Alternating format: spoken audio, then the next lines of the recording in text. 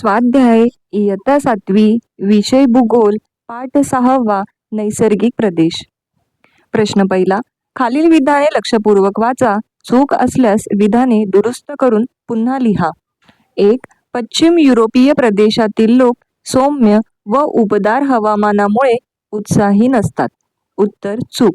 दुरुस्त विधान: पश्चिम युरोपीय प्रदेशातील लोक सौम्य व उबदार हवामानामुळे उत्साही असतात. 2. प्रेयरी प्रदेशाला जगातील गव्हाचे कोठार असे म्हणतात. उत्तर बरोबर. 3. भूमध्य सागरी प्रदेशातील झाडांची पाने मेंचट असतात आणि झाडाची साल फार जाड असते. झाडातील पाण्याचे बाष्पीभवन जास्त होते. उत्तर चूक. दुरुस्त विधान: भूमध्य सागरी प्रदेशातील झाडाची पाने मेंचट असतात आणि झाडाची साल फार जाड असते. झाडातील पाण्याचे बाष्पीभवन कमी होते. 4. उष्ण वाळवंटी प्रदेशातील उंट हा महत्त्वाचा प्राणी आहे, कारण तो अन्न पाण्याशिवाय दीर्घकाळ राहतो तसेच वाहतुकीसाठी उपयोगी आहे. उत्तर बरोबर. 5. वाघ, सिंहासारखे मांसभक्षक प्राणी विषुववृत्तीय प्रदेशात जास्त आढळतात. उत्तर चूक. वाघ, सिंहासारखे मांसभक्षक प्राणी मोसमी प्रदेशात व गवताळ प्रदेशात जास्त असतात. प्रश्न दुसरा, भौगोलिक कारणे द्या. 1. मोसमी प्रदेशात प्रामुख्याने शेती व्यवसाय करतात. उत्तर मोसमी प्रदेशात नैऋत्य मान्सून वाऱ्यापासून ठराविक ऋतूत पाऊस पडतो. या प्रदेशात सरासरी 250 ते 2500 मिलीमीटर पाऊस पडतो. या प्रदेशातील उन्हाळ्यातील सरासरी तापमान 27° ते 32° व हिवाळ्यातील तापमान सुमारे 15° ते 24° असे असते. मोसमी प्रदेशातील ही पर्जन्याची व तापमानाची स्थिती अनेक पिकांच्या वाढीसाठी अनुकूल ठरते. त्यामुळे मोसमी प्रदेशात प्रामुख्याने शेती व्यवसाय करतात. 2. विषुववृत्तीय वनातील वृक्ष उंच वाढतात. उत्तर विषुववृत्तीय प्रदेशात वार्षिक सरासरी तापमान 27° व उन्हाळ्यातील सरासरी तापमान 30° असे असते.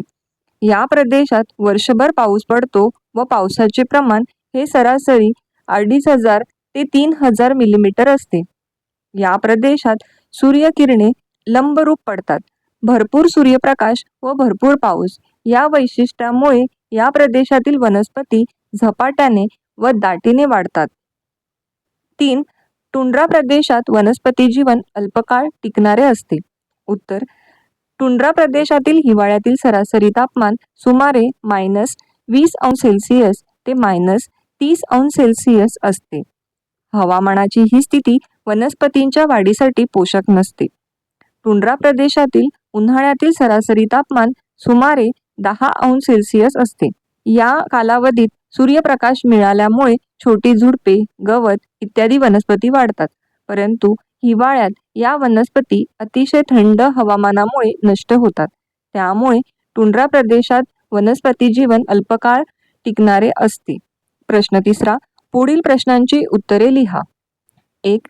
तैगा प्रदेशाचा विस्तार कोणत्या अक्षवृत्तादरम्यान आहे? उत्तर तैगा प्रदेशाचा विस्तार सुमारे 55° ते 65° उत्तर अक्षवृत्ताच्या दरम्यान आहे. 2. सुदान प्रदेशातील कोणतेही 3 तृणभक्षक प्राणी सांगा. त्यांच्या संरक्षणासाठी निसर्गाने कोणती व्यवस्था केली आहे? अ. सुदान प्रदेशातील 3 तृणभक्षक प्राणी: जिराफ, झेब्रा, कांगारू. ब. संरक्षणासाठी निसर्गाने केलेली व्यवस्था: त्यांच्या चपळ पायांनी मांसभक्षक प्राण्यांपासून अत्यंत वेगात दूर पळणे शक्य असते व त्यामुळे त्यांना स्वतःच्या जीवाचे रक्षण करता येते. 3. मोसमी प्रदेशातील दिलेली वैशिष्ट्ये कोणती? अ. हवामानाशी संबंधित वैशिष्ट्ये: मोसमी प्रदेशात उन्हाळ्यातील सरासरी तापमान सुमारे 27° ते 32° असते. हिवाळ्यातील तापमान सुमारे 15° ते 24° असते. मोसमी प्रदेशात नैऋत्य मान्सून वाऱ्यापासून ठराविक ऋतूत पाऊस पडतो. पावसाचे प्रमाण सरासरी 250 ते 2500 मिलीमीटर असते. या प्रदेशात पावसाचे असमान व अनिश्चित वितरण आढळून येते. ब.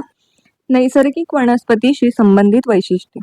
मोसमी प्रदेशात पानझडी व निमसदाहरित वने आढळतात.